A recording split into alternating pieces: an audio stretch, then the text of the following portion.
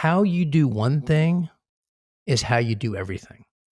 So if you get into that grind, and it is a grind, it's work, and everybody's, everything that you're looking for is in the work that you're trying to avoid. And that's human nature. That's Yeah. human nature because our brains are wired for comfort. We're wired to try to find the world of abundance and then relax. But that's not where exceptionalism comes from.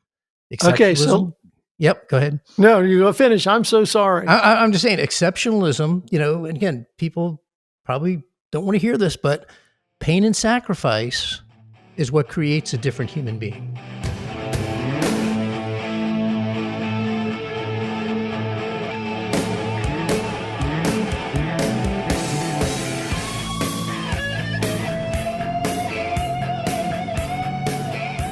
Hello and welcome, everybody. My name is Russell Anderson, and this is episode 3 of Run with the Cheetahs, Your Climb to an Extraordinary Life. This podcast is the companion podcast to the book, Run with the Cheetahs, Your Climb to an Extraordinary Life, written by Jerry Freishtat, and we've got the author with us today, so we're going to bring him in right now and say, hey, Jerry, how you doing, buddy? Hey, everything's great over here, Russell. Looking forward to a great podcast today. We had a pretty good session there in that last one. We covered a lot of really good stuff. And, I think I'm going to give people just a little bit of a brief recap, if I could. Sure.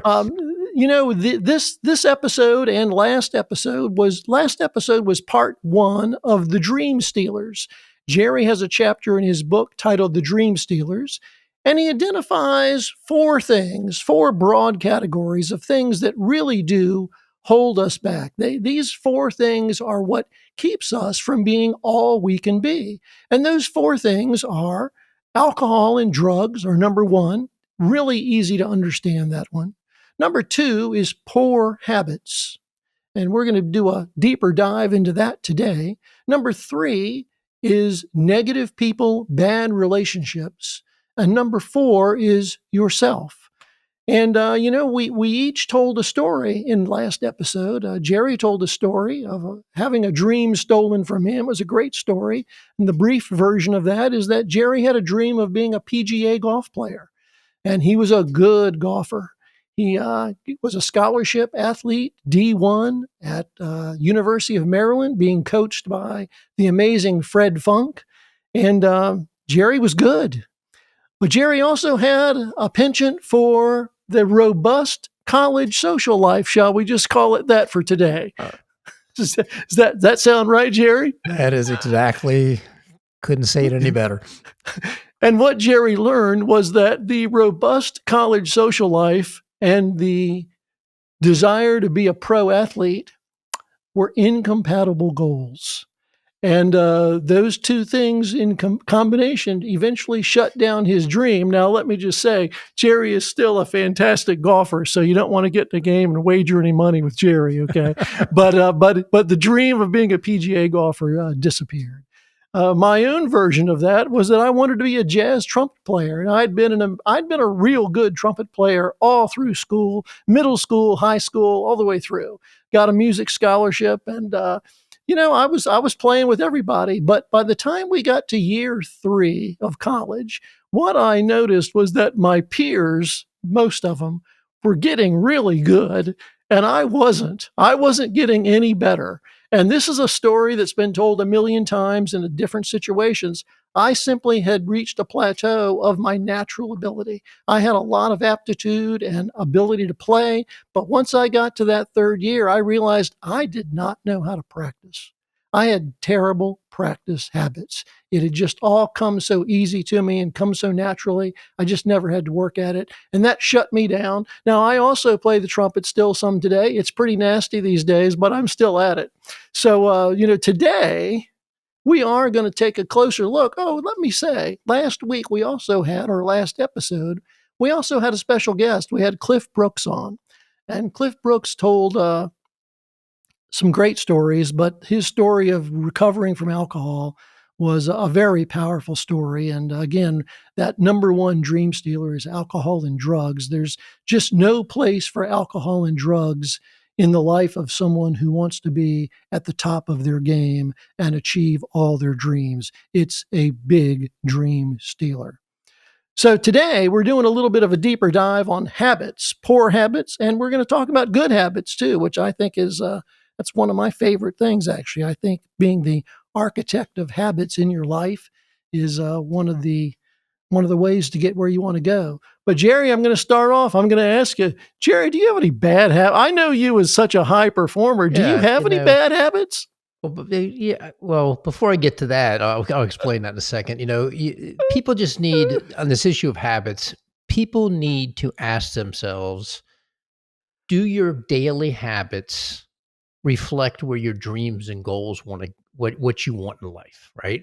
And this gets back to what you mentioned earlier, just about the incompatible goals. We all have them, and the reason we have them is because of lack of awareness. We're doing one thing over here, but you want to get to a certain level over here, and they don't match up, right? So, for me, as far as bad habits, Russell, it took me a kind of a lifetime to really be able to say what I'm getting ready to say is that I don't really have a lot of bad habits, right? And the reason is because I'm just so aware of it. The old saying, first man creates a habit, then the habit creates the man. If you get that conscious thought in your mind and you understand that what you do every minute, every hour, every day is going to develop who the person is. Almost look at yourself as like not you, just anybody. If you do this, this, and this, I'm going to get this, this, and this. Whether that's good, three, four, five things that I do every single day to move me in the right direction, or I'm going down like exactly what you said earlier, alcohol and drugs, three, four things I'm going down in the wrong direction. So the question everybody needs to ask themselves is, what am I going to do about it, right? And it's getting back to that conscious awareness of understanding that it's in your subconscious mind what you do every day. We all have 50 to 70 to 80,000 subconscious thoughts every day. We do not control those. What controls that, or the way you change that, is what you do in your conscious short-term thinking, which is what you're doing now, what you're doing an hour from now, what you did today. So if you focus on developing those short-term habits, that's how you change your subconscious mind into becoming a more positive person and just a better general way of thinking. Eventually, what happens if you implement that is your mind is able to control your emotions, and very few people do that. Very few. Absolutely. And everything you said is just we could pretty much wrap up right now. That's exactly what we want people to know is that, you build the habits that support where it is you want to go. But I'm going to ask you again. So you don't Yeah. have any bad habits, but I'll bet you did have some bad habits at once upon a time. What's a bad habit that you had that you were able to shake? Well, probably the best example, and it falls right in line to everything I just said, is my experience with fast food. Right? When I have five kids, in sports. My daughters were in dance. Like, one's in acrobatics. So when I was in my 40s, basically every single day. I mean, I'm going to actually say 6 days a week. I'm taking somebody somewhere, right? It was, that typical what you hear about families, so busy, all the kids going different places, trying to coordinate rides, everything else. Well, fast food was the flavor of the day, right? I mean, it was just convenient. And due to lack of education and lack of awareness about how unhealthy it was, even though I was a big guy in the gym, I'm eating fast food on a regular basis. Well, I decided, I'm going to say in my early 40s, I got to stop eating fast food. I started getting educated about health and wellness and learning more about it. Well, little did I know the battle that I was up against. Russell, I'm going to say that I probably attempted to stop eating fast food 100 different times. And that lure of that short term subconscious thought in your mind that develops that weakness that you have always drove me back eventually. Sometimes I'd go a week, sometimes I'd go a couple days. Every now and then I might get 3 or 4 weeks without it, but eventually I'm going right back there. So the way I overcame that is exactly what I said before. The discipline to control your thoughts in the short term is what eventually led to the day that I went to McDonald's. And I remember this like yesterday because I always ordered the same thing. I literally ordered a Big Mac, a fish sandwich, fries, and I used to drink regular Coke full of sugar, right? Probably the worst possible thing you can put into your body. And I got to the window, paid the bill, and I got all my stuff. And right after the window was one of those like trash cans with a big arm on it sticking out, right? I took the entire order in that drink, threw it in that trash, and I have not been back to McDonald's since. Wow. So I love right. that. So you would think that that's the moment that it all turned around, but really it was the process of telling myself repeatedly and trying again and again and again until I finally programmed my subconscious mind that I'm not going to think about this anymore. And health became the flavor of the day for me. Jerry, that process is something people need to understand, that it often, even though, and you and I had a brief conversation about discipline, which, by the way, my wife agreed with you. And we'll get to that another time. But the process of building a habit can take a long, long time. I'm going to show you this. This is one of my favorite things in all the world. Just a second.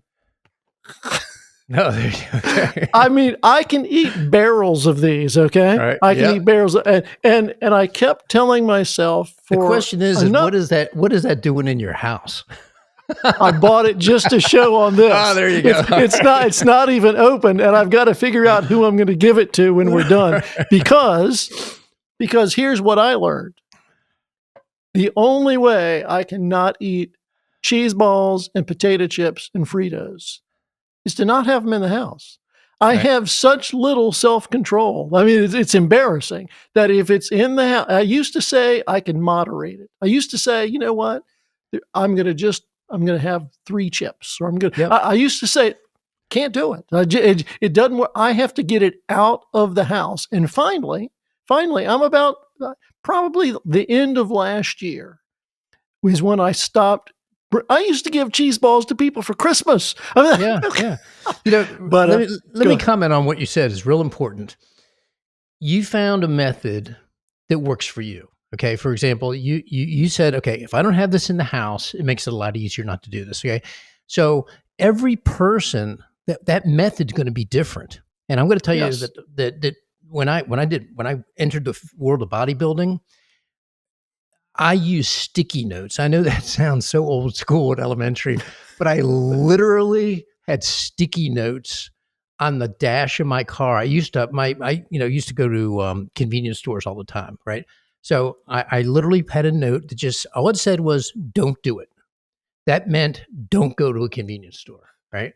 On my cabinet at home where my kids, have all their stuff and everything else. I had a note on there say, if you open this door, you're going to die. Right. So you program, again, it sounds crazy. Okay. But you got to find the method that works for you. And it's really just that conscious effort, because your subconscious mind is so powerful, you're going to war. And that's the way you have to approach it.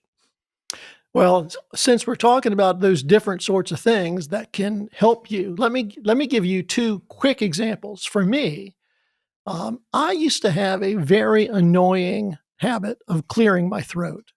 It was not a normal professional clearing of the throat. It was a pretty nasty sound. And my wife had been on me she'd been on me for years you got to stop doing that. I mean, no one wants to hear that. And I just kind of said, I'll work, I'll do my best.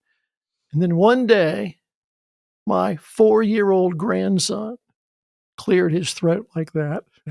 And when I heard him do that, I said, "Oh my goodness, No way, I cannot. And I have not done it since. It's amazing the impact that your little people can have on you. For me, it's a similar thing with soda. I was a Coke and diet, actually I was a Diet Cokeaholic. I mean, it was 3 a day, and that was after I'd had my coffees in the morning. Okay, so I mean, I was just buzzing all day long. And my granddaughter, who today is actually starting her doctorate at University of South Carolina next semester in genetics and bioscience, so she's always had kind of a health twist to her. She told me, she calls me Poppy. She said, Poppy, you got to stop those. Stop. Right. You got to stop those. And I did. I just, I Yeah. mean, not right away. It wasn't as quick Yep. as the clearing of the throat, but as Yep. she was on me, whenever she would see me, I eventually stopped. So you're right. Everybody has their own process, their own solution for stopping and or starting what they should be doing. And Jerry, that fast food story is just fantastic. Yeah, It's and great. another thing to point out here, just for everybody listening, is that when you make these changes, as hard and as difficult as they are, and they are tough, to do, make these changes, things that you might have been programmed in your brain for 20, 30 years, and all of a sudden you want to try and change it. The results of the benefit don't always show up right away. So, matter of fact, a lot of times when you make that change for the first month or two, it's a little bit of pain and suffering in there, right? And then you get the benefit. So, I just want people to realize that, don't, when you start something, just because it's real hard or you don't see immediate results, you got to stick with it. All these things take time and all of a sudden, months go by and you go, whoa, wait a second, hey, I feel pretty damn good today. Oh, That's well, why great. is that? Right. So Right. it's something you've done over a long period of time. Well, so, Jerry, well, how about let me ask you about good habits just for a minute. So, are you Yep. working on any new good habits right now? Well, I'm always working on good habits. I mean, again, it's a lifestyle that I think that you need to pursue with that. But nobody wakes up, right, and says, "Oh, hey, I just want to be average today," right? So when you look at it from that perspective, it's kind of a built-in pursuit of exceptionalism that we all have in the back of our minds. The question is what actions are you going to take to make that pursuit a reality?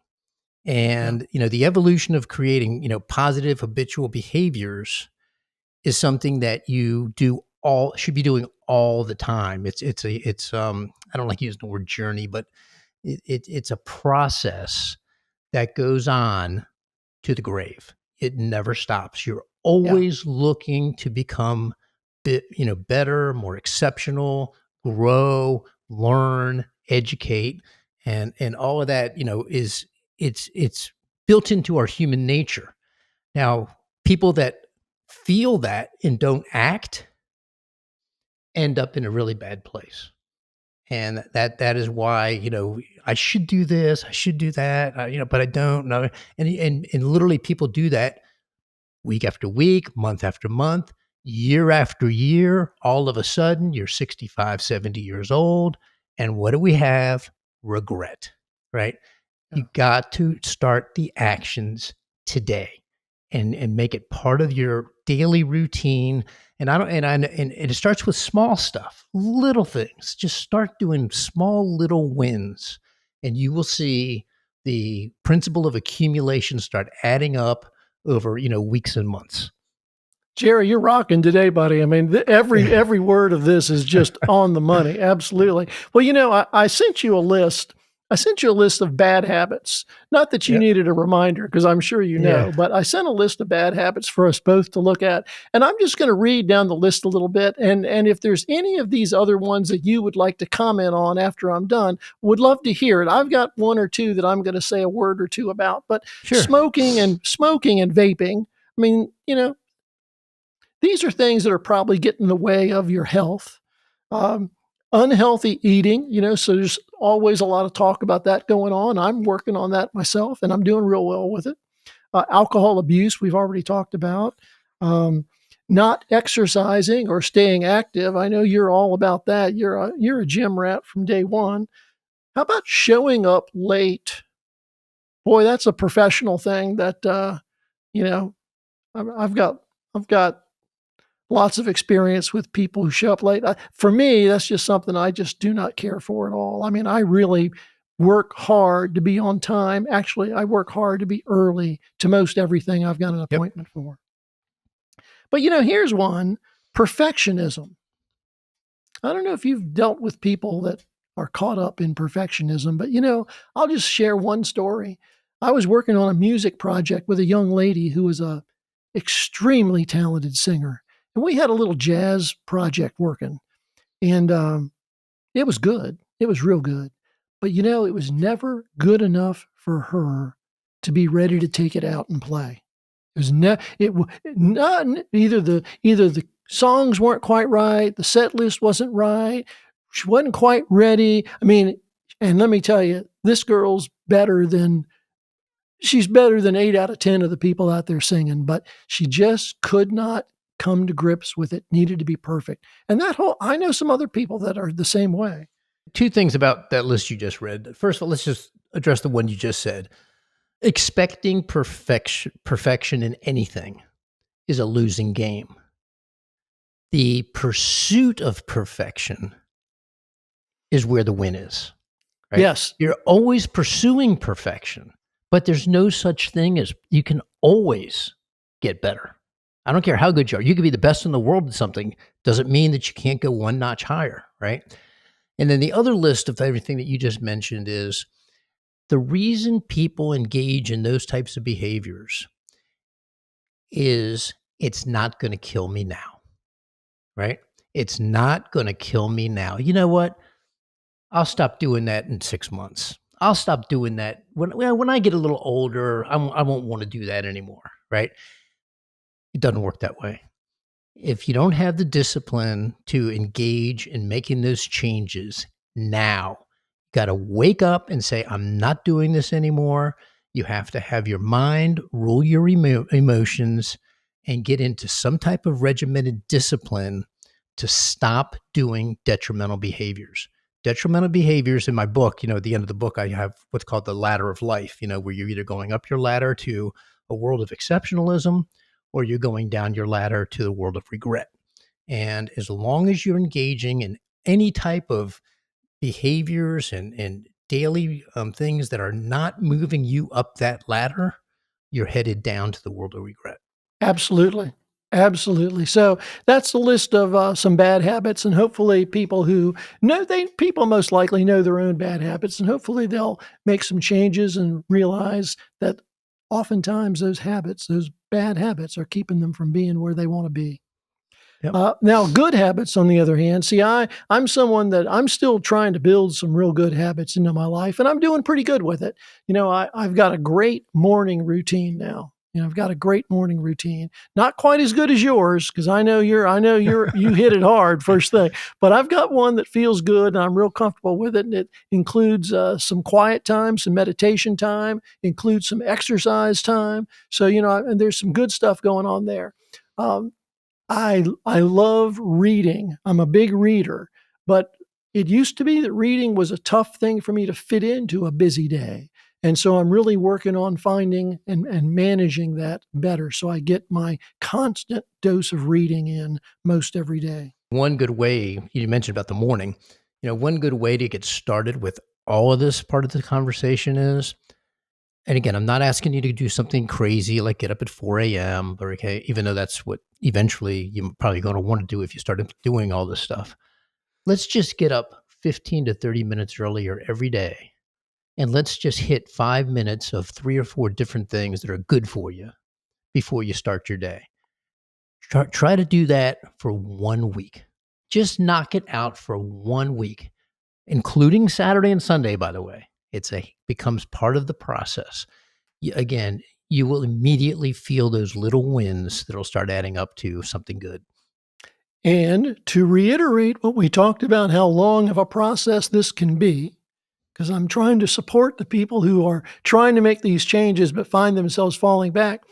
I actually tried a early morning routine last year, and I think it was 5:30. For me, that's early, 5:30. I said, I'm going to get up at 5:30. And I did it for maybe a week or two, and it just didn't take. But you know what? I'm about ready to start it again. I want to take another shot at it because I am most productive in the early part of the day. I mean, before the phones really start ringing, I get my good thinking done, get my reading working out. I'm going to start the 5:30 thing again. And you can check on me here as we go along into our next episodes, see how I'm doing with it. Yeah, one I was going to bring this up later, but I'm going to bring it up now because of what you just said. There, I don't want to get up at 5 a.m. every day. I've been doing this for years, okay? But I do not want to get up at 5 a.m. every day, but I do it anyways because I know it's going to be good for me and it's going to set the tone of the day. And over the long run, I've seen the results of doing that and all the benefits of doing that. So you got to have that discipline to just say yourself like I don't feel like it. I don't want to do it. My emotions are telling me, hit the snooze alarm, whatever. Tell yourself, do it anyways. You have to do that for 60 to 90 days. It's not like a week or two. You got to do it for a long time where the discipline has to rule the emotions so that you can all of a sudden wake up one day, you know what? I feel pretty damn good, right? That's what happens. And it's just, another good example of that is going to the gym. Someone that doesn't go to the gym and starts going to the gym, it takes 6 months before all of a sudden you walk out of the gym and you go, wow, I feel pretty amazing, right? Yeah. So discipline. 4 words, Jerry, 4 words.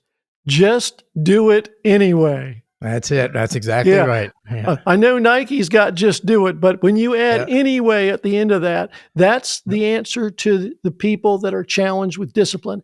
I feel like discipline is one of my weaknesses, but and again, we've talked about this a bunch, but my resilience is strong. So I do keep coming back to these things, but just do it anyway. Put it on a sticky note somewhere where you see it when you go to bed. Do it anyways. There you go. Yeah. Well, these good habits are important because these are some of these things I'm going to mention, like better eating and health. You've said it before. People don't really worry about their health till they're almost too old to do anything about it, and that's not true. Anything you start today is going to be better for you, but you don't want the regret of having let your health go down the tubes. I mean, you just don't want it. So do something about your health. The other thing is, you're a big financial guy, big investor, really smart with all that stuff. People need to be responsible enough to learn some financial good housekeeping. Absolutely. And they don't. And they don't. Right, so that's one of those good habits that you should try and develop is to learn about finances.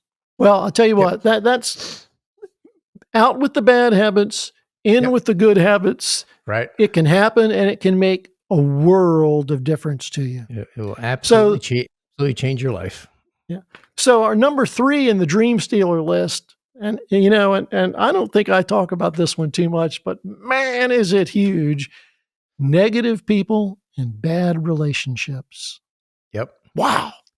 Yeah. I mean, best way to describe this is that in my book, I talk about the snakes who are the deceitful people and the sloths who are the victims, right? If you're around anything remotely like that, okay, you have virtually no chance of excelling in life.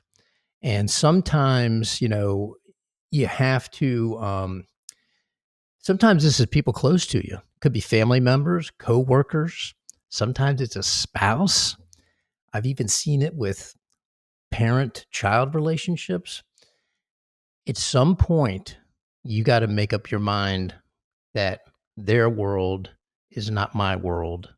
And especially, when you grow up and you have parents that are negative or they have habits that you don't like or whatever it might be, I'm not saying you disown your parents, okay? But what I'm saying is you have to categorize that situation for what it is, and you have to break away. Who you surround yourself with, nothing will influence your rise in the world than your associations.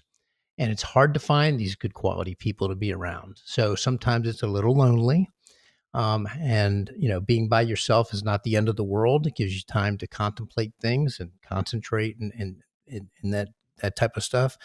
But relationships. I'm going to just tell you a quick story on the positive side on relationships.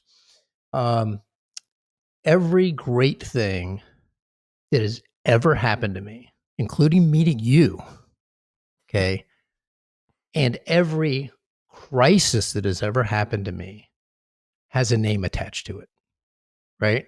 So every great thing comes from a relationship. Every crisis comes from a relationship. Wow. So it's something that occurred. And, you and I have been working together for 40 years, okay? And those are the types of relationships that you need to look for. But you got to show up, okay? If you want to build new relationships, you have to go out, you got to meet people. Tell you a quick story when about how relationships work, and this is what I mean by showing up all the time.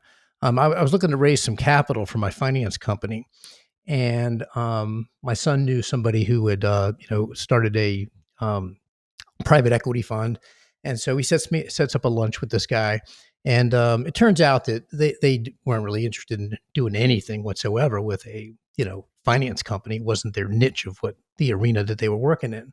But we talked about my business, and I told them that I mentioned somewhere along the line in the lunch meeting that I was looking for a building to buy. I was tired of renting, and I've been looking for 2 years, and I couldn't find anything in the market.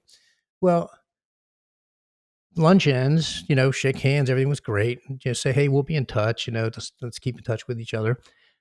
A month later, he calls me up. Hey, Jerry, I got a building you need to look at. Right.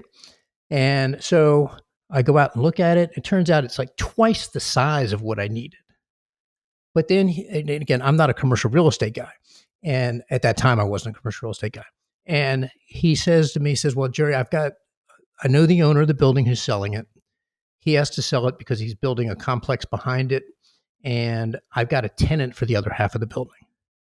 So next thing you know, from a meeting that had nothing to do with anything to do with that, I'm buying a 50,000 square foot commercial building. And that was, I guess, almost 5 years ago. That building has doubled in value, right? Wow. So again, show up, meet people, build relationships, and if you get around the right group, and sometimes you got to meet 100 people to have one good result. A lot of people go to a mastermind, it doesn't go so well, or you didn't like the speakers, or you didn't really meet anybody, and you say, oh, I'm not doing that again. No, you got to just keep showing up, build those relationships, and great things eventually are going to come out of it. Fantastic. Great story about the building, by the way. Yeah. And you've still got that, right? Oh yeah. It's doing really well. Yep. That's fantastic. Well, I've been very fortunate. I don't think I've had too many negative people in my life. Or I guess what happens is if they show up to be negative, I have a pretty good way of kind of culling them out. I'm good at avoiding that because I need positivity around me. I need it. It feeds me. I'm a very positive person. And when I'm around negativity, it's an energy drain. It's a brain drain. I mean, it's just, there's nothing that's good that's going to come out of being around a negative person for me. Yep. And again, I have a little list here of, this are some of the things that you experience around negative people or bad relationships. The energy drain, the lowered standards.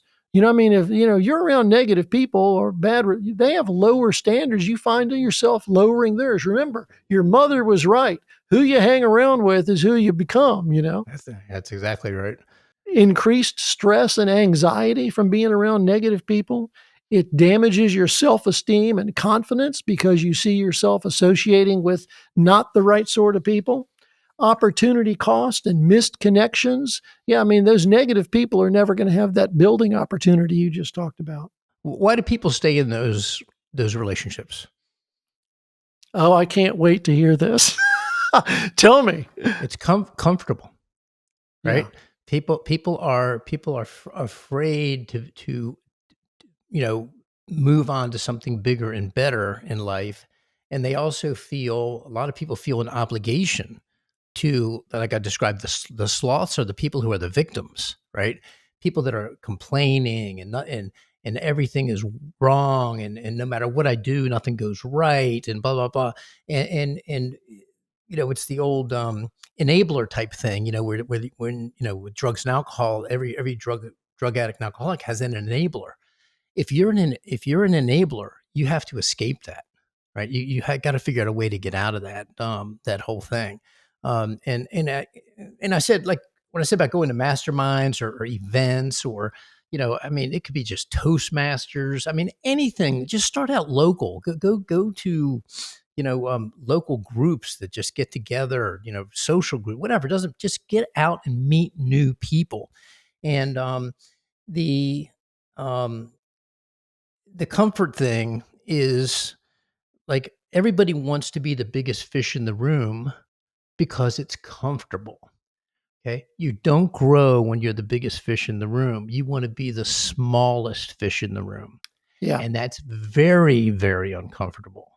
I mean, I'm gonna, just another quick story about that. Yes, please. When I was like, I just started my first company. I was like 23, 24 years old. And the person that from my bank told me about a entrepreneur, like, gathering thing. Like, I didn't even know what it was, to be honest with you. But she said, "Oh, just show up at 8 o'clock. I'll put your name in. They'll know you're coming, blah, blah, blah." So I didn't know what to wear. I didn't know anything, but anyways, so I just throw on a sport coat, whatever, go up there. I walk in and it's about 30, 40 people. And it turns out it was just like a networking event, like socializing, right? I didn't know anybody. I didn't know how to introduce myself, didn't know who to talk to. I walked around, grabbed a few drinks, got a few little snacks. I was there 20 minutes, walked out, didn't speak to a single person. However, when I got home, I said, that can't ever happen again. And I started looking up about networking.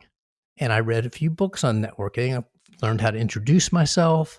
So this whole thing about showing up, just because nothing good happened at that event, I learned something from it, from what didn't happen. Yes. So always look for the positives and what you gain with something, when you do that. And as strange as it is, it was one of the best things that ever happened to me. Right. Great story. Yep. And I was the smallest fish in the room, right? Yeah. Yeah. Oh, I've been in there. And by the way, I shared, I believe, I know you think I'm really outgoing and I've gotten a whole lot better, but I could almost have a story just like that. I was terrible at mixers. I mean, at any sort of mixer networking event, it just wasn't my skill set. I'm a little bit better at it now, but that was always tough for me. So let me read this list of people upgrade the quality of your relationships. You can do it. Listen to these benefits. Number one is you'll get an elevated mindset and elevated aspirations. Enhanced emotional well-being. The right people will challenge you constructively. You'll have accelerated personal and professional growth. I mean, we know all this is true. Increased energy and motivation. Better opportunities and connections, enhanced self-worth and confidence, improved habits and lifestyle choices, all from getting around the right people. Now, how you do that can be a great question, a good question. You made a couple of really nice suggestions of starting local, but going out, joining something. I'm even going to back it down a little bit further from that. If you don't know how to get around the right people right away, just make sure you're reading the right people. Get some books from people that are going to inspire you and give you the motivation to keep your eyes looking up, looking around, looking for opportunity. I find that reading has been just a wonderful thing for me, and it instills confidence in your ability to get out and get amongst the people that are going to be good for you. Well, yeah, just one more thing about this conversation is that, most people, you hear all this, we I mentioned this before, but, Tony Robbins, it's all about your why. I mean, somebody wrote the book Know Your Why and everything else.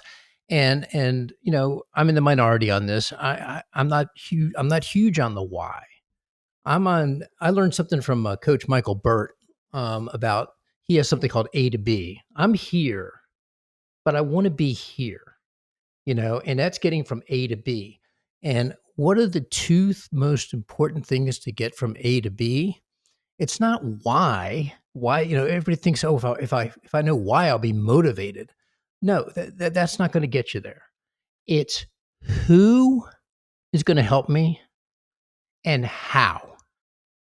Okay. So if you focus on the who and the how, then you have a path. The only way to get the who is to get out and meet people, right? Yeah. Get social, and a lot, by the way, a lot of times you can do this doing webinars. You can do webinars, watch a lot of podcasts. You can make connections. We didn't even talk about this. The social media world, it's Yes. incredible how many relationships I've built through social media that turned into business deals. Yeah. People that I have had relationships for years. It's unbelievable. Well, let me add on that. I mentioned reading, but you're right, social media. Cliff Brooks, who was our guest last episode, I got to tell you, Jerry, since I've known you for 40 years, but since Yep. we've been talking about this podcast and we're talking about this material all the time and following Cliff Brooks, if you have these people and this messaging in your ear, it's fantastic. I mean, it's inspirational. Cliff tells it how it is. He doesn't hold anything back. I mean, he tells it raw. Russell, perfect example, and I'm so glad you brought that up. You know how I met Cliff Brooks? I saw one of his posts, which I was impressed with his content. So I started watching a few others, and then I noticed, oh, he's friends with my son. Okay. So I sent him a friend request, and then I messaged him. I said, Cliff, amazing story, great content, just want to introduce myself. And that became a friendship. And then he ended up on our podcast. I mean, Yeah. but that's how you do it. You got to put yourself out there. Read, listen, follow people with social media today. You can follow people that have these inspirational stories, good people, quality people. Get it done. That's how you do it. Yep. Fantastic. Well, Jerry, we've been going a pretty good while today. I think I want to close on this note if I could. Sure. And I asked you this the other day. I hope I gave you enough head start on this. If you could name 3 character traits of yours, only 3, that you would want to carry into your next project that would guarantee you success, what 3 characteristics of yours would that be? Okay. Number 1, we already discussed. Do it anyways. You have to have that mentality. When I don't feel like doing it, the Mike Tyson quote, do what you hate like you love it. Oh, right? Yeah. That's one of Mike Tyson's famous lines, right? So that's do it anyways, right? Don't let your emotions control your mind. Execute. Number 2, obsession. If you want to do anything exceptional, you're going to have to be obsessed with it. And again, this is counter to what you're going to hear from all these gurus out there saying, oh, have balance in your life and kumbaya and all this crap. Nobody ever achieved anything exceptional without being obsessed about it for at least some period of time, right? So that means sacrifice in other areas of your life, right? And then the third one is what I just mentioned. It's not why, but who and how. Okay. Focus on how I'm going to do it and who is going to help me. I can't really go back and think of anything that I had success with in life that didn't involve a who. I mean, there's Yeah. somebody that you learned it from, somebody that you admired, somebody gave you advice. It's one of the just to give you a quick example is the bodybuilding coach that I met.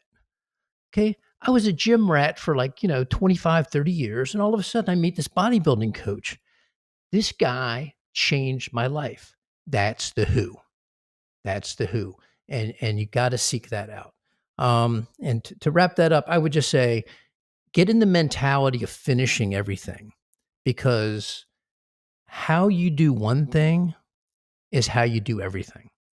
So if you get into that grind, and it is a grind, it's work, and everybody's, everything that you're looking for is in the work that you're trying to avoid. And that's human nature. That's Yeah. human nature, because our brains are wired for comfort. We're wired to try to find the world of abundance and then relax. But that's not where exceptionalism comes from. Okay. Exceptionalism. So Yep. Go ahead. no, you go finish. I'm so sorry. I'm just saying exceptionalism, and again, people probably don't want to hear this, but pain and sacrifice is what creates a different human being. Okay. So give me those three things. The first one was just do it anyways. Do it anyways. Obsession, not why, but who and how. I love it. Okay. Well, my three would be mindset. I've got a great positive, opportunistic mindset. Number two, this is close to yours actually. I call it passion. I have a passion for most anything I'm pursuing. I mean, Yep. I get excited about it and really dig in. And then number three, thank goodness for this, I've got resilience. There you go. I can get beat. I can get beat 100 times. I'm still at it. So Yep. those three Yep. things for me. Yeah, oh man, all of those are great. And by the way, when you say mindset, it's a growth mindset. And again, a great book by Carol Dweck. It's Dweck, I think, is her last name, Carol Dweck. It's called Mindset. And if you want to get started, everybody out there, read that book. Well, Jerry, I tell you what, this has been great. We covered habits, we've covered negative people and bad relationships as two of the dream stealers from your from the chapter in your book, The Dream Stealers. We've got one more left, and we're going to save that for next time, and that's yourself. Yourself. And we're going to cover that comfort thing next time, and we're going to cover that mindset. I say that's the biggest dream stealer of all, is yourself. Yep. Well, we'll get into it next time. Ladies and gentlemen, if you like what you're hearing here, please subscribe. Follow us along. We're not sure exactly what our schedule is going to be, but we'll be out every 2 weeks or so, and maybe we'll accelerate that as we go along. But this is number 3, so there's going to be a fourth one coming up. It's going to be the last portion of the Dream Stealers topic. And we thank you so much for paying attention, for watching us. If you have any questions, feel free to chime in the comments or in the emails to either one of us, which will all be in the show notes. Jerry, you got anything else you want to say before we head out? Nope, good to go. Looking forward to wrapping this up on the worst dream stealer there is. It's a concept that is everybody really needs to clearly understand if you want to make positive changes. So, Jerry, in addition to what you've already said, here's the little tease. Yep. Victim mentality, limiting beliefs, fear, comfort zone. Yep. It goes on and on and on. That's right. There's a lot to talk about next time, my friend. Yep. All right. So good to see you again. And ladies and gentlemen, thank you again for tuning in. Hope to talk to you again real soon. Goodbye now.